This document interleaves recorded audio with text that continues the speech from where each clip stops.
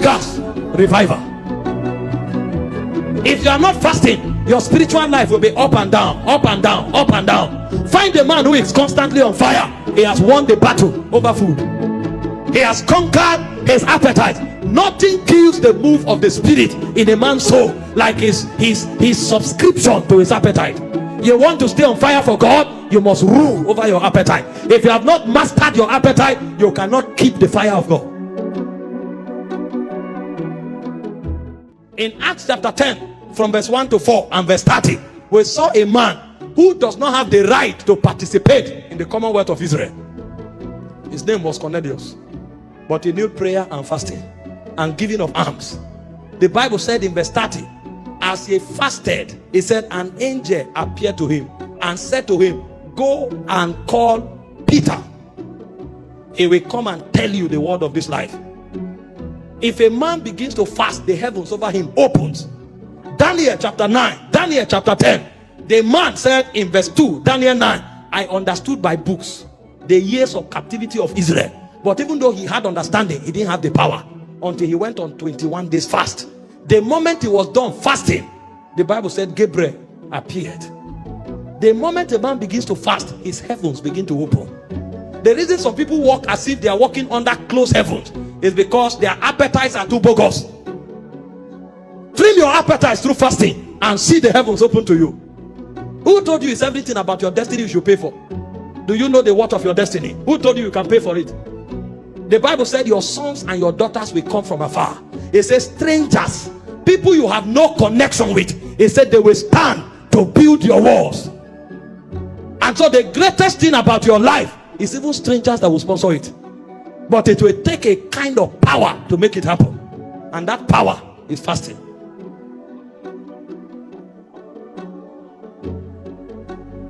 Find people who have periodic encounters, who hear the voice of God casually. They put their appetites in check. When a man doesn't control appetite, God will be far from him. He has God on his inside, but he will not be real to him. Number 4, what is the benefit of fasting? Fasting creates atmospheres of intervention. I was telling my people here, I said, don't be pessimistic about life. It's not only bad things that happen to people, good things also happen to people. If you lose money, you should also pick money. All the time they say, I lost this money, I lost that. How many times have you picked money? If you don't pick money, then you are not permitted to lose money. Because it's not only bad things that happen, good things also happen. They kick you out of the door. When will doors open on their own accord? You will need an atmosphere to control and to command that level of power. The moment Daniel started fasting, like I quoted, the Bible said angel Gabriel appeared and he told him, I was made to fly swiftly. That means the angel was a bit reluctant. Something compelled him to function even faster. When you create that atmosphere, anything is possible. In Acts 13 verse 1 and 2, it said when the elders of the church in Antioch prayed and fasted and ministered to the Lord, it says suddenly the Holy Ghost said. That atmosphere is an atmosphere of possibilities. Fasting is not a church activity. Fast on your job, fast in your office, and if you are the boss, get your workers to fast. If you want unexplainable but undeniable things to happen there. Some people think it's only when we gather in church we fast. Who told you that? It's only in church miracles take place. You need more miracles in the world than you need in the church. And so if you want interventions, supernatural interventions on that job, better include fasting. Get your workers to fast. If it's a church-based organization, better. Pray in the office, fast in the office. It's only Christians that think Christianity is an ancient religion that is meant only for church. Enter an Indian restaurant, the first thing you will see is the God. If you don't want to eat, go. And it's not only in India. Go to the UK, find them there. Their God is the first thing they travel with.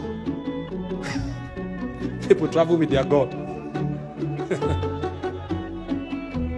But you find a Christian, he's too educated and elitist for God. He comes to the office, he's speaking, hello, hello. Then demons will slap them off the seat. He wake up and say, I have headache. It's not finishing. Why will he finish? He wakes up, he says, stroke. I don't know why I can't bend my back. How can you bend your back when you left your God in church?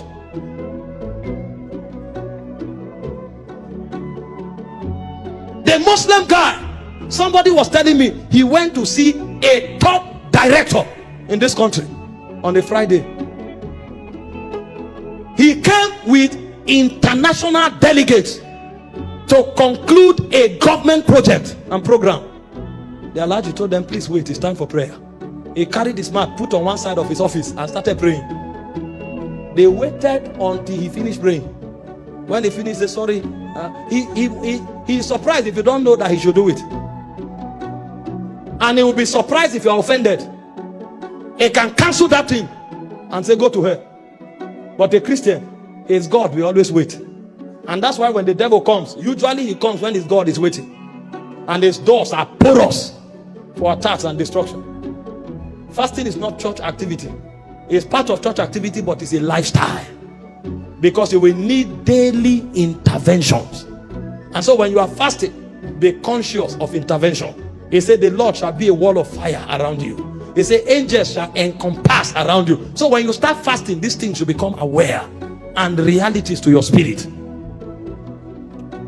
When things want to happen with you, tell yourself, no, I'm an impregnable fortress. Because when I was fasting, it was not a religious activity. I was creating a wall of fire around myself. Things don't happen to me. I make things happen. When we talk like that, it's because of what we are doing. Number 5, fasting is an activator of ordinations.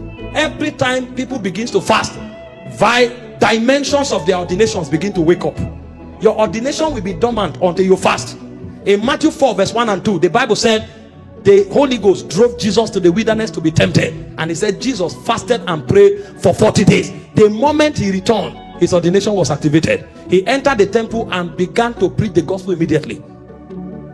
In Acts 13 verse 1 and 2, as they fasted and ministered to the Lord, the Holy Ghost says, separate unto me Paul and Barnabas. Many believers come to tell you, what is my calling? The question is not what is my calling, is should I fast?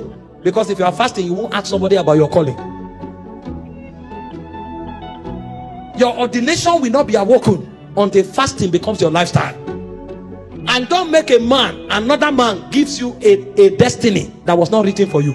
Because men have programs, men have projects, men have institutions. You must be aware of your ordination first. If it's God leading you to work with someone, that's beautiful. It's God leading you. But if you don't know your ordination, don't be tied to something when there is a calling for you. It will take fasting to be aware of it. So you don't live through life and not even scratch your destiny. Because there are many persons who are not aware why they came here. And the reason they are not aware is because fasting is not part of their daily menu. They eat everything at every time. Somebody wakes up in the morning around 7:30, he's already yawning. He starts with granite, he enters chim chim. He takes tea, he now takes akara. Are you an eater?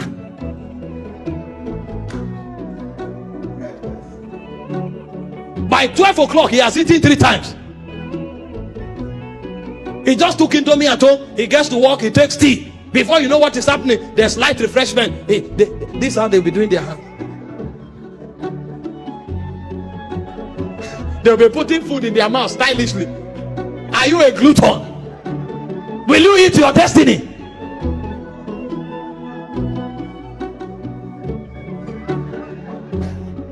$12 you've eaten 3 times. And you want to fulfill destiny.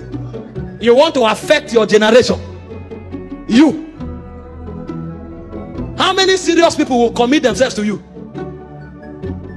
You think I'm working with you. I walk into your office by 10, you are eating. I come another time, you are eating. You will still see me there. You are not going anywhere. Go and look for a food contest. That's where your destiny is. Ask those who walk around me, they know. And those I travel to minister for, they know. Sometimes I go to a place to preach. I eat only twice in 4 days. Did I come here to feast? When I went to Pakistan, I was there for 7 days. I ate less than 6 times. The guy looked at me and said, what do you eat? Is the food not good? I said, don't worry, this stomach is locked. I came to the Middle East. I come to an Asian continent to contend with the forces of Islam. And then I will say, wow, what kind of food is this? Wow, this is a good meal. How do you prepare it? Am I a chef? Fasting triggers revival. If you are not fasting, your spiritual life will be up and down, up and down, up and down. Find a man who is constantly on fire. He has won the battle over food. He has conquered his appetite. Nothing kills the move of the spirit in a man's soul like his subscription to his appetite. You want to stay on fire for God, you must rule over your appetite. If you have not mastered your appetite, you cannot keep the fire of God.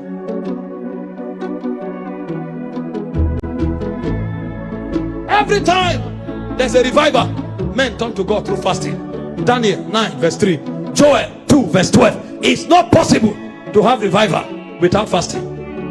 When God breaks upon the people, find out they've humbled themselves through fasting. And so instead of pursuing people and say, give me your fire, go and excavate yours on the altar of fasting. Because anything given to you can be taken, but anything you discover is yours forever. Nobody can take it away from you. I'm not on fire just because hands were laid on me.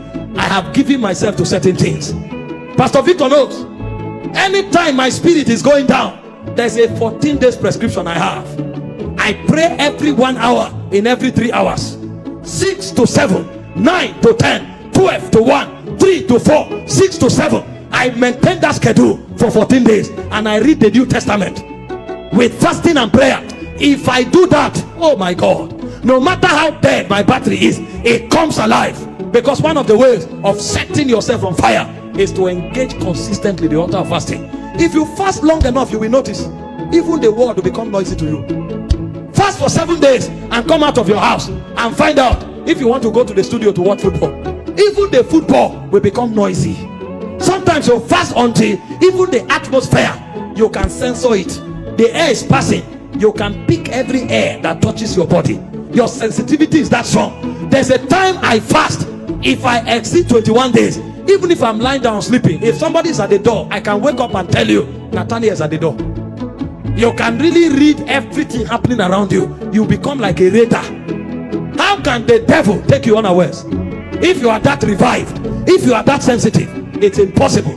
Before anything happens, you arrest it in the heavenlies. You bind it there, it doesn't come to the earth realm. Christians are lukewarm because they've given themselves to everything that their appetites deserve or desire. That's why they cannot see the weight and the power of their destiny.